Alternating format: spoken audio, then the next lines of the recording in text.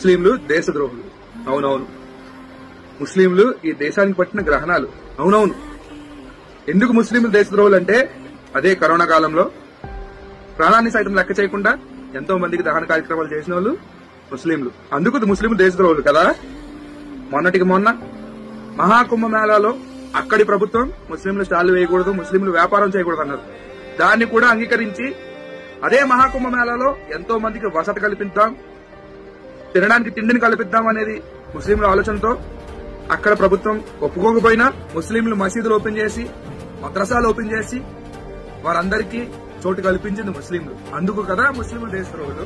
ఇప్పుడు వచ్చిన పంజాబ్ వరదల్లో ఇప్పుడు వారందరినీ కాపాడి వీరి ప్రాణాన్ని సైతం లెక్క చేయకుండా వరదల్లో వానల్లో మునిగి తేలుతుంటే పంజాబ్ వాసుల్ని రక్షించింది ఎవరు? ముస్లింలు కాదా?